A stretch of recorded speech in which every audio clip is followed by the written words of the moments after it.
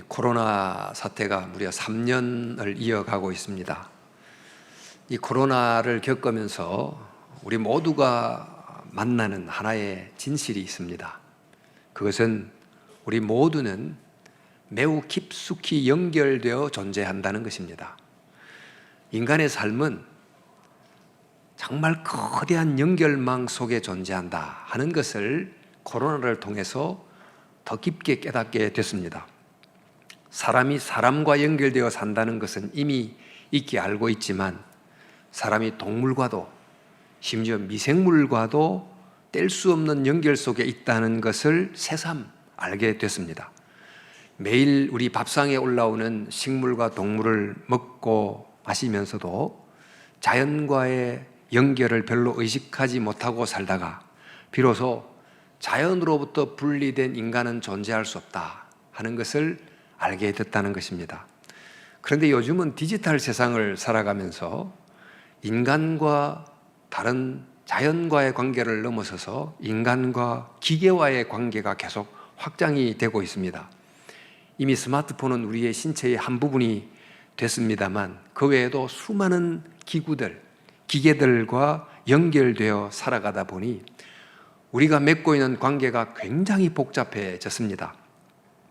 근데 이렇게 자연과 또 사람과 또 심지어 기계와의 연결 속에 산다는 것을 갈수록 알아가긴 하는데 우리는 근원적으로 하나님과의 연결 속에 살아간다. 이 점은 아직 제대로 알지 못하는 그런 점에서 영적 어두움 속에 있다고 할 수 있겠습니다. 그런데 이런 자연과 사람과 기계와의 연결 속에 사는 것이 우리의 존재 조건인데 이 연결의 방식이 원만하면 좋으면 삶이 편안하고 편리하고 그렇게 되겠지만 이 방식이 잘못되면 바로 그 지점에서부터 문제가 생기고 고통이 생기는 것입니다. 최근엔 그 로봇 또 인공지능과의 관계가 어떻게 되어야 되는지 어떤 방식으로 연결되어야 되는지를 두고 학자들 사이에 토론도 많습니다만은 앞으로 기계와의 관계가 가져올 미래가 어떨지 우리가 잘 모르겠습니다. 또 자연과의 연결 방식은 산업혁명 이후로 이미 잘못됐다 하는 것이 거의 확인이 됐고 또 그 결과 엄청난 기후위기를 우리가 만나고 있긴 하지만 너무나 오랫동안 지속해온 이런 방식을 고치지를 못해서 점점 심각해질 수 있다 이런 비극적 보도를 접하게 됩니다. 또 사람과의 연결 방식은 훨씬 전부터 잘못된 채로 오래됐는데 그로 인해서 생긴 수많은 전쟁들 또 희생들 또 6개월째 지속되고 있는 이 우크라이나 전쟁 이런 모든 것들은 사람과 사람이 맺는 방식이 문제가 많다 하는 것을 우리에게 알려주고 있습니다. 근데 더 심각한 게 있다면 사실 하나님과의 그릇된 연결 방식 이것이 모든 문제의 가장 깊은 원인이지만 이것은 대부분 잘 모르고 있다는 점이죠. 이렇게 연결되어 살아갑니다. 연결이 핵심인 세상을 살아가는데 이 연결된 관계가 문제가 있다 보니까 수많은 상황들이 일어나게 됩니다. 이러다 보니 우리는 이런 세상 속에서 구원을 필요로 하는 존재가 됐습니다.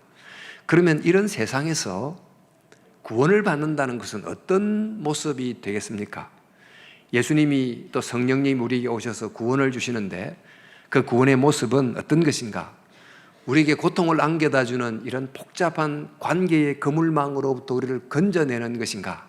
아니면 그 문제를 발생시키는 관계 자체를 바꾸고 또 변화된 바른 관계 속에서 새로운 모습으로 살아가게 하는 것인가?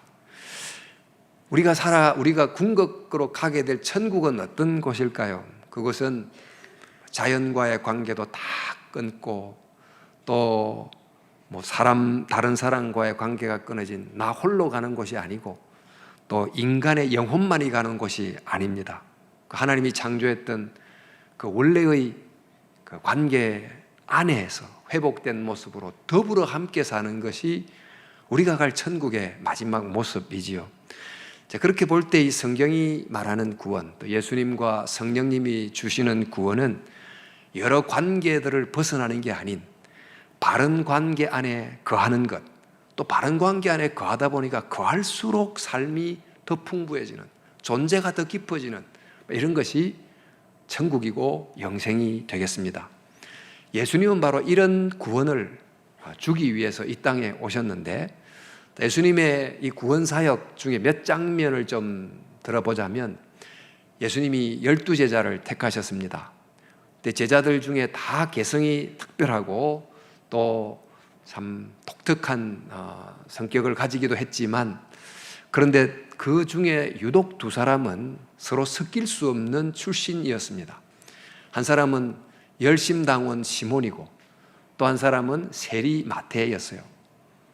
독립투사와 친일 경찰이 서로 한 공동체를 이룰 수가 없었던 것인데, 그런데 이 두 사람이 원래부터 서로가 서로에게 원수질일을 한 건 아닙니다.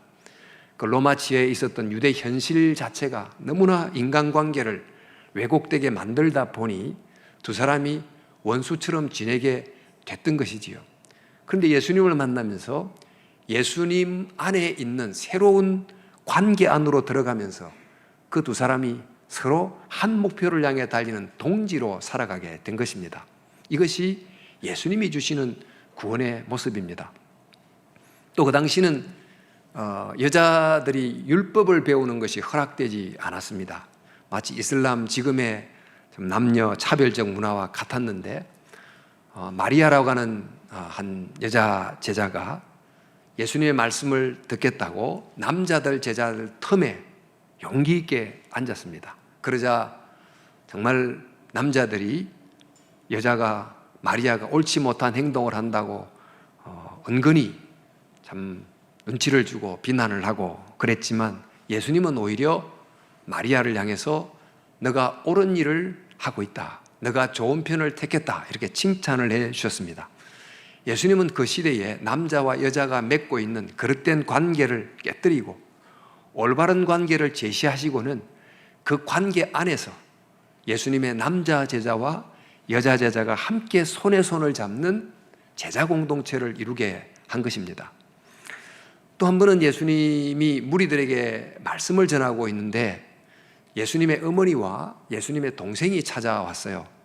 그러자 말씀을 전하는 무리들을 향해서 예수님께서 말씀하시기를, 누가 내 어머니며 누가 내 동생이냐?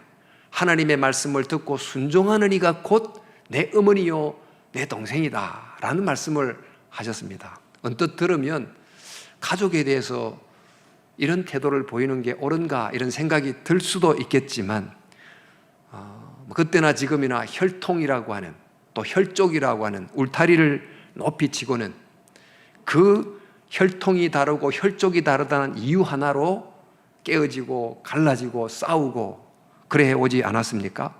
이제 이런 혈연주의, 혈족주의의 울타리를 깨고 새로운 관계, 즉 하나님을 아버지로 모시고 혈족이 다르고 언어가 달라도 하나의 새로운 하나님의 가족이 될 수 있다고 하는 새로운 관계를 제시하시고 그 안에서 사람들이 하나님의 백성이 되게 하셨습니다.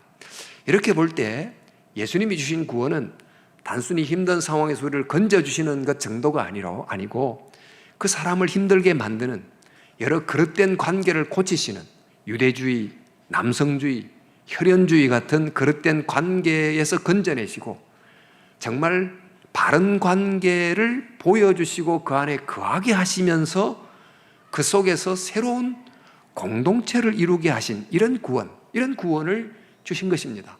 이렇게 볼 때 성경이 우리에게 말씀하는 구원은 한 개인을 구원하여 그 개인으로만 살게 하는 구원이 아니고, 구원받은 개인을 하나님의 사람과 사람의 바른 관계 속에서 참된 공동체를 이루게 하는 구원, 이런 구원을 우리에게 베푸신 것입니다. 성령님도 마찬가지입니다.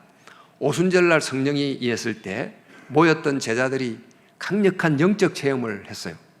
그런데 이들은 개인적인 신비 체험을 하는 것으로 끝나지 않고 그 다음에 곧바로 공동체를 이루게 됐습니다.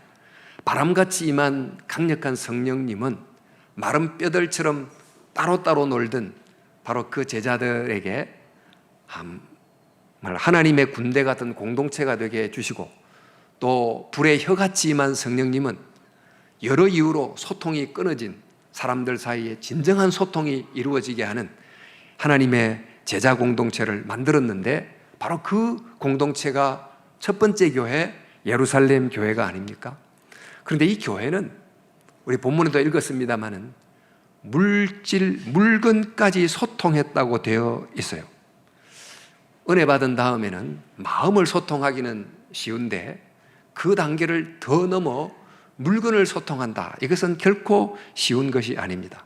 이것은 지금까지 사람과 사람이 맺어왔던 우리가 아는 관계의 방식으로는 이런 일이 거의 일어날 수가 없습니다. 그런데 하나님을 아버지로 한, 그리하여 영적 가족이라고 하는 새로운 관계 속에 들어가면서 비로소 이런 놀라운 일이 일어나게 된 것입니다. 서로가 주먹을 쥐고 살아가는 세상 속에서 서로를 가족으로 받아주고 형제로 받아주고 손에 손을 잡고 이렇게 형성된 이런 공동체는 그 당시 유대 사회에서 경험해 보지 못한, 로마 사회에서도 한 번도 보지 못한 너무나 특별한 모습, 대조적 공동체였는데, 이런 공동체는 정말 손에 손을 잡고 힘차게 걸어가는 너무나 빛나는 아름다운 모습이 됐던 것입니다. 성령님은 바로 이런 역사를 그 이후에 여러 교회들 속에 행하셨어요. 당시 남성 일방적 관계로 형성된 사회였는데, 그 초대교회에, 여러 교회에 여성들을 리더로 세우는 교회가 많이 있었습니다. 빌립보 교회도 그렇습니다만은, 그래서 남자와 여자가 함께 그 주어진 은사를 따라 팀워크를 이루며 사역하는 공동체로 세워주신 것입니다. 또 그런가 하면 대부분의 가정이 남편 일방적 관계로 이루어져 있었는데, 성령님은 바울의 입을 통해서 남자와 여자의, 남편과 아내의 관계가 어떠해야 되는지를 이렇게 아주 참 간단한 문장으로 말씀해 주셨습니다. 그리스도를 경외함으로 피차 복종하라. 그러니까 일방적 관계에서 쌍방적 관계가 되어야 된다고 말씀해 주시고, 이런 올바른 관계 안에 남편과 아내가 거함으로 건강한 가정으로 시작하고 살아갈 수 있도록 도와주신 것입니다. 또한 우리가 잘 알듯이 그 당시는 노예 사회였고, 노예가 전 제국 인구의 5분의 1 정도를 차지했다고 합니다만, 바로 이런 사회 속에서 주인과 노예로 있던 두 사람이 교회 안에 들어와서 형제와 자매로 호칭을 바꾸며 부르는 이런 정말 특별한 일이 일어나기도 했습니다. 빌레몬서가 바로 그런 내용을 담고 있습니다. 이처럼 성령님이 우리에게 주시는 구원은 단순히 내면을 위로하는 정도로, 또 우리의 고통의 상황으로부터 우리를 건져주시는 정도가 아니고, 이런 모든 그릇된 관계 자체를 바꾸어서 새롭게 된 관계 안에 거하게 함으로 새로운 삶을 살게 하는, 이런 보다 종합적이고 또 총체적인 회복이라는 구원을 성령님이 계속 주시는 것입니다. 이제 로마 교회 이야기를 좀 해보려고 합니다만, 그때나 지금이나 인종 간의, 민족 간의 이 갈등이 굉장히 오래된 해묵은 숙제인데, 당시 그 유대인과 비유대인 사이에 여러 형태의 골이 굉장히 깊었습니다. 세계의 중심 로마에 교회가 세워졌습니다. 그런데 이 교회가 어떻게 세워졌는지, 아마 오순절 성령이 임했을 때 그때 오순절 순례객으로 왔던 로마에 거했던 교포 유대인들 중에 예수님을 믿고 로마로 돌아가서 교회를 세운 것이 아닌가 합니다. 자, 그때 그 교회의 최초 초기 멤버들은 주로 유대인 그리스도인들로 구성이 되어 있었습니다. 시간이 지나면서 비유대인, 즉 이방인들이 교회 안으로 계속 들어오게 됐습니다. 자, 그러면서 교회가 어느 정도 규모를 갖게 됐는데, 주 49년에 황제가 유대인을 다 로마로부터 추방하는 명령을 내리면서 그 교회에 있는 유대인들이 다 쫓겨나게 됐어요. 그리고는 수년이 지나면서 비유대인 그리스도인들이 교회를 운영하면서 유대인 그리스도인들이 형성해왔던 신앙생활의 문화와 컬러가 상당히 바뀌게 됐어요. 이제 그러다가 한 5년 뒤에 유대인들이 로마에 다시 거주할 수 있게 되면서 그들이 돌아왔는데 보니까 과거에 유대인 그리스도인이 있었을 때의 교회 문화와 지금의 모습이 굉장히 다른 것 때문에 문화적 차이, 생각의 차이, 복음에 대한 이해의 차이 때문에 갈등이 생기게 됐어요. 그 중에 한 예가 그 당시 고기를 사 먹으려면 거의 우상 숭배했던 것에서 다시 되파는 고기를 사서 먹어야 됐는데 그 고기를 먹는 게 옳은가 그런가 이런 논쟁에서부터 여러 갈등이 생겨나게 된 것입니다. 이런 교회 안에 여러 형태의 이 분열이 있는 교회에게 사도 바울이 편지를 쓰면서 여러분들이 바로 이런 문화적, 인종적 이런 갭을 넘어서서 모두가 하나님의 가족이라고 하는 복음이 만든 새로운 관계 속에서 온전한 공동체를 이루기를 바랍니다. 이런 목적을 가지고 그 유명한 로마서를 쓴 것입니다. 바울이 이런 로마서 편지를 쓰면서 먼저 예수 그리스도께서 주신 구원이 어떤 것인지를 설명합니다. 예수 그리스도가 주신 그 구원 안에서는 유대인이나 이방인이 없는, 유대인이나 헬라인을 넘어서는 모두가 다 같이 하나님의 자녀요 주의 백성이 된다고 하는 것을 힘있게 가르치고 또 그리고 그리스도 안에서의 이 새로운 연결 방식이 무엇인지를 가르쳐주고 있어요. 그리고 이제 12장부터 그 예수 그리스도께서 만들어주신 사람과 사람 사이의 회복된 관계 안에서 어떻게 살아가야 되는지를 구체적으로 알려주는 내용이 바로 12장부터 나오는데 12장은 이렇게 시작이 되죠. 너희 그러므로 형제들아 내가 하나님의 모든 자비하심으로 너희를 권하노니 그 다음에 너희 몸을 하나님이 기뻐하시는 거룩한 산 제물로 드리라. 이는 너희가 드릴 영적 예배니라. 너희는 이 세대를 본받지 말고 오직 마음을 새롭게 함으로 변화를 받아 하나님의 선하시고 기뻐하시고 온전하신 뜻이 무엇인지 분별하도록 하라. 사도 바울은 몸으로 주중 속에서 하나님이 받으시는 영적 예배를 드리라. 또 너희는 정말 마음을 새롭게 함으로 하나님의 뜻을 알고 살아가라 라고 가르치는데 이 삶 속에서 영적 예배를 드리는 게 어떤 겁니까? 구체적으로 하나님의 온전한 뜻을 알고 살아가는 것은 어떤 걸까요? 이것을 단순하게 말할 수 없는 내용이 굉장히 풍부합니다만은 이 바울의 이 요청 속에 아주 핵심적인 것은 사람과 사람 사이에 그리스도가 만든 새로운 관계 안에서 회복된 공동체를 살아가는 것, 이것이 삶 속에서 그들이 드려야 될 영적 예배의 중요한 내용이라는 거예요. 그들이 분별해야 될 하나님의 중요한 뜻이라는 것입니다. 그래서 로마 교회가 지금 유대인과 비유대인이 문화적 차이 때문에 또 인종적 차이 때문에 갈등하고 있지만 이 복음이 만든 새로운 관계 안에서 진정한 영적 가족을 이루고 참된 예수 공동체를 만드는 것이 바로 이 로마 사회 속에서 너희들이 드려야 될 영적 예배다.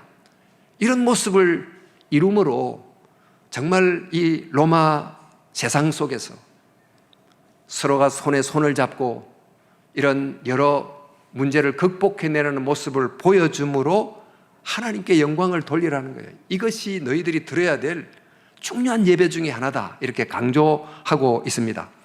자, 이렇게 우리의 구원은 한 개인으로 구원받아서 개인으로 사는 것이 아니고 개인으로 구원받아서 하나님의 사람과 사람의 바른 관계 안에서 들어가서 아름다운 공동체를 이루는 것인데 그러면 이 사람과 사람의 바른 관계가 어떤 관계가 되어야 되는 것일까요? 그러니까 사도 바울은 이 관계를 어떤 은유 하나를 채택해서 우리에게 설명해 주는데 그게 바로 몸이라는 은유를 사용합니다.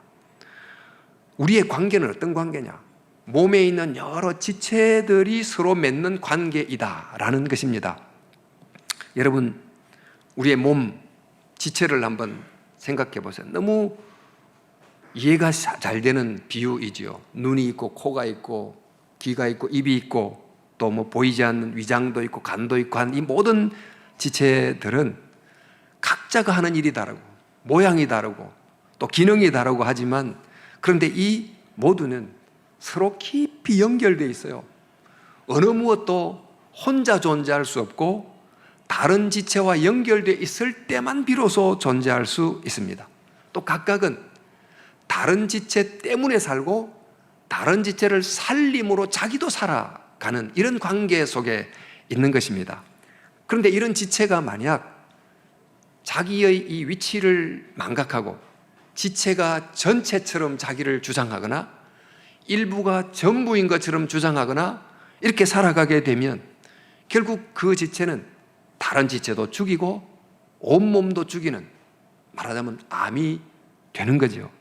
그래서 사도 바울은 우리가 이런 지체의 관계를 가지고 건강한 공동체를 이루어야 된다, 이렇게 이제 말하면서 로마 교회에게 가르치고 있는데, 바로 12장 1절 2절 영적 예배를 이야기한 다음에 바로 3절에 이렇게 이야기합니다.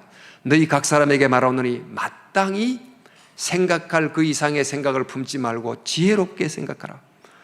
이런 구원의 완성이라고 하는 공동체가 되려면 이 공동체를 이루어야 되는 각각의 개인이 자기를 어떻게 생각해야 될까요? 마땅히 생각할 그 이상을 생각하면 안 된다. 즉 자기를 너무 높게 평가하지 말아라. 마치 지체인 나가 다른 모든 지체보다 특별하다거나 전체이거나 이렇게 생각하지 말아라. 그 반대로 말하면 자기 자신을 너무 또 낮게, 나라는 존재는 필요 없어, 이렇게 생각하지도 말아야 됩니다. 우리는 지혜롭게 생각해야 되는데, 지혜롭게 생각한다는 게 뭔가, 말씀드린 것처럼 우리 모두를 다 몸의 지체라고 생각하라는 거예요. 우리 몸의 지체, 그 은사를 가지고 있는 가르침, 또 예언, 섬김, 위로, 다스림, 구제, 이 교회 안에 각각의 이런 기능을 가진 지체들이 있습니다. 그런데 이런 지체가 서로 지체임을 깨닫고 살아가는 것, 나는 다른 지체의 도움 때문에 살아간다는 것, 이런 것을 알고 교회에서 살아가는 것, 또 삶에서 살아가는 것이 이른바 그 사람이 영적 예배를 드리는 것에 해당이 된다는 거죠. 자, 그러면 이 각각의 우리가 지체라고 하면 이 지체끼리는 어떤 관계 속에 있어야 되는가? 나는 지체입니다 하는 것을 깨닫고 각각은 자기의 기능을 하면서 서로와 어떤 관계에 있어야 되는가를 이제 9절 말씀에 말하기를, 여러분은 거칠애로 남을 사랑하지 말고 진심으로 사랑하십시오. 형제를 사랑하듯 서로 사랑하며 마음으로 존경하십시오. 이게 사랑이라는 단어가 여러 번 나옵니다. 지체와의 관계는 한마디로 사랑의 관계인데, 이 사도 바울은 이 사랑의 관계를 12가지 면으로 설명해요. 거짓없음, 악과 선을 분별하는 분별력, 우애, 존경, 열심, 인내, 관대함, 손대접, 선의, 공감, 조화, 겸손, 이렇게 말합니다. 그 12가지 면을 가지고 있는 이 사랑의 관계가 되어야 되는데, 이 사랑의 관계는 다시 한번 이 몸의 비유를 들자면 어떤 관계입니까?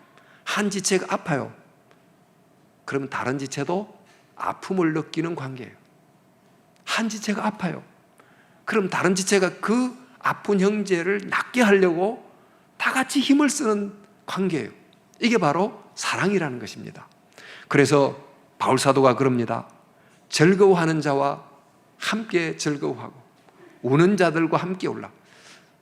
사랑이 뭔가 추상적인 언어보다 참 이 단어로 즐거워하는 자와 함께 즐거워하고 우는 자와 함께 울라. 우리가 서로 지체이기 때문에 다른 사람이 아프면 나도 함께 아파하는, 이게 바로 사랑이라는 것입니다. 근데 그 아픈 지체가 낫습니다.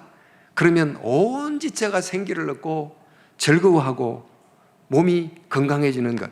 그래서 고린도서 12장 26절에 보면 비슷한 말씀인데, 만일 한 지체가 고통을 받으면 모든 지체가 함께 고통을 받고 한 지체가 영광을 얻으면 모든 지체가 함께 즐거워하느니라. 이처럼 건강한 몸에 비유되는 참된 공동체를 만드는 사람과 사람의 관계는 사랑의 관계여야 된다.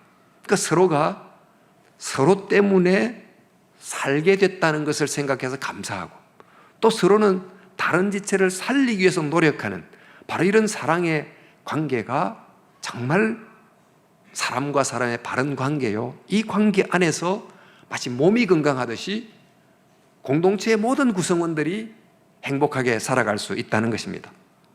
그런데 바로 이런 공동체를 이루는 몸과 지체의 모습은 우리를 창조하신 하나님의 모습을 그대로 반영하고 있는 것입니다. 그 하나님은 어떤 분이십니까? 그 하나님은 삼위일체 하나님이시지요. 성부와 성자와 성령 하나님으로 존재하시는데, 각각의 위는 서로가 대체할 수 없는 고유한 정말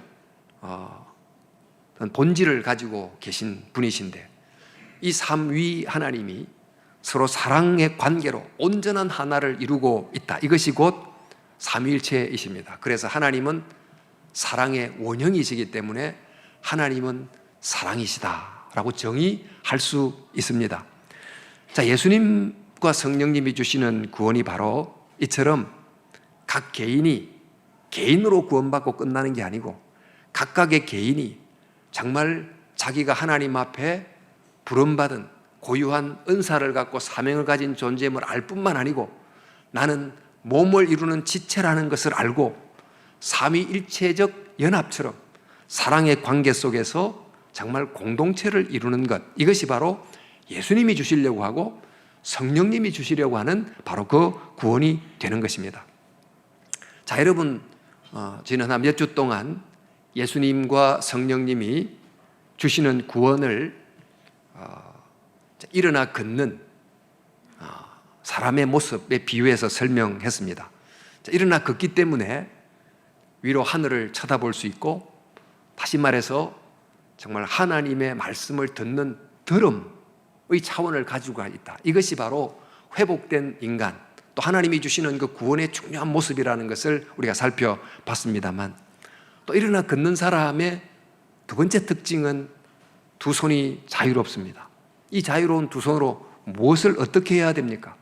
이 두 손으로 서로의 손을 잡고 정말 하나님의 아름다운 공동체를 이루는 것, 이게 구원의 두 번째 모습인데, 대부분 우리는 그 두 손을 어떻게 사용해 왔을까요?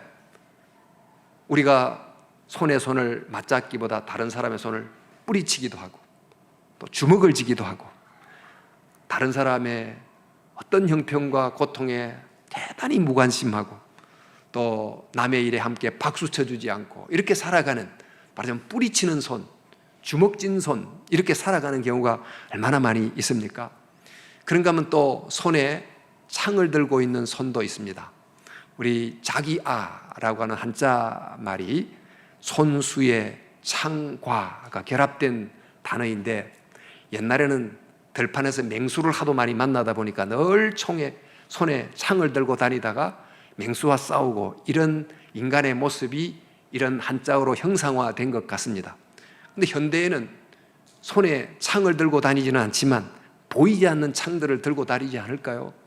남을 이용해 먹으려고 하는 정말 이중적인 언어를 들고 다니고, 또 상대를 짓누르려고 하는 공격적 자세나 권모술수 같은 보이지 않는 창들을 들고 다닌다고 할 수 있을 것입니다. 그런데 어떻게 해야 공동체를 이룰 수 있습니까? 어떻게 해야 정말 사람과 사람의 올바른 관계 속에서 거할 수 있습니까? 그렇게 하려면 창을 내려놓고 그 손에 꽃을 드는 것입니다. 사랑의 꽃을, 칭찬의 꽃을, 배려의 꽃을, 함께 울고 울 줄 아는 공감의 꽃을 들고 상대에게 다가가면 서로가 손을 잡고, 창을 들면 싸움이 생기지만 꽃을 주면 사랑이 생기고 가정이 생기고 공동체가 생기는 것입니다. 여러분, 성령님은 우리에게 구원을 주십니다. 그 구원은 개인이 변화될 뿐만 아니고 회복된 개인들이 이루는 공동체를 이루는 그런 구원을 주시는 것입니다. 자, 이렇게 주시는데 우리에게 오셔서 힘들 때 위로도 주시고, 또 회복도 주시고, 치유도 주시고, 또 마음이 상할 때 위로도 해주시고, 이렇게 하십니다. 근데 이런 회복을 성령님이 어떻게 해주시는가? 종종 우리가 홀로 기도할 때, 또 말씀을 묵상할 때 하나님이 그런 위로를 주시기도 합니다. 그런데 여러분, 이런 성령님의 우리를 회복하게 하심, 구원하심의 역사는 개인적으로 주는 것도 있지만 다른 지체를 통해서 주어지는 경우가 더 많습니다. 그 이유는 우리는 몸의 지체로 존재하기 때문입니다. 내가 눈이 아프다고 하면 눈 외에 다른 여러 지체들이 함께 눈의 회복을 위해서 힘을 쓰는 것처럼 어떤 지체를 통해서 나의 회복을 돕는 하나님의 도움이 올지 우리가 모르는 것입니다. 그렇기 때문에 우리는 이 하나님의 성령의 은혜가 내 개인적으로도 임하지만 다른 지체를 통해서 임한다는 것을 주목해야 할 필요가 있습니다. 우리는 다시 구역교회가 시작됩니다. 이 구역교회는 우리 교회의 한 부수적인 모임 정도라고 생각하는 분도 있겠지만, 그러나 구역교회는 여러 지체들을 가지고 있는 하나의 몸에 해당됩니다. 이 몸 안에 있는 지체들이 삶으로 다른 지체도 살리고 또 다른 지체로 인해서 내가 살아가는 유기체적인 몸이라고 할 수 있습니다. 구역교회의 모든 지체들은 사실 서로가 그를 통해서 은혜 받게 하는 하나님의 통로가 된다는 것을 기억해 주시기 바랍니다. 예수님께서 말씀하셨죠. 그러므로 두세 사람이 모이는 곳에, 정말 사람과 사람이 이렇게 깊이 연결된 이런 작은 공동체 속에 내가 그들 가운데 함께 있다고 말씀하신 것입니다. 갈수록 쉽지 않은 세상을 살아가고 있습니다. 지금 이 자리에도 여러 가지 이유로 힘들고 어려운 분이 계실 겁니다. 남 모르는 아픔으로, 고통으로 위로가 필요하고 치료가 필요하고 회복이 필요한 분이 반드시 있습니다. 그 회복을 위한 하나님의 은혜가 어떤 통로를 통해서 옵니까? 말씀드린 것처럼 개인적인 묵상과 기도를 통해서도 오지만, 그러나 훨씬 더 자주 공동체의 다른 지체를 통해서 온다는 점을 기억해야 되겠습니다. 바로 이런 것은 진짜 구역교회답게 삶을 나누고 기도를 나누고 또 말씀을 나눈 사람이 종종 경험하는 바입니다. 여러분, 우리에게 필요한 것은 사람의 위로도 있지만 하나님의 위로인데, 하나님의 위로가 어디를 통해서 온단 말입니까? 하나님의 말씀을 함께 묵상하는 다른 지체를 통해서 나를 향한 하나님의 말씀이 오는 경우가 매우 종종 있다는 것을 기억하셔야 되겠습니다. 그렇다면 구역교회를 소중히 여기셔야 돼요. 구역교회 지체가 되려고 노력하셔야 돼요. 이제 가을 되면서 그동안 한 2년 이상 제대로 모이지 못했던 이 구역교회의 좀 활성화를 위해서 한마음 축제를 갖게 되는데, 여러분 내일이라 생각하시고 적극 참여해 주시기를 바랍니다. 이제 가을이 오고 있습니다. 가을에 어떤 열매를 맺어야 될까요? 가을에 내가 다른 지체를 통해서 하나님의 위로를 받고 회복이 됐다고 하는 그 간정의 열매들이 여러분 가운데 많이 있기를 바랍니다. 아니, 나 같은 부족한 사람인데 나의 작은 도움과 기도를 통해서 다른 지체가 또 회복됐다고 하는 그런 또 간정의 열매가 맺히면 얼마나 좋겠습니까? 저와 여러분들이 모두 개인적으로 일어나 긋고, 더 나아가 구역교회라고 하는, 우리도 서울 영동교회라고 하는 이 교회 공동체를 힘차게 일어나 긋게 만드는 그런 성령의 회복케 하시는 놀라운 은혜가 이 가을에 풍성하게 임하기를 주님의 이름으로 간절히 축원합니다.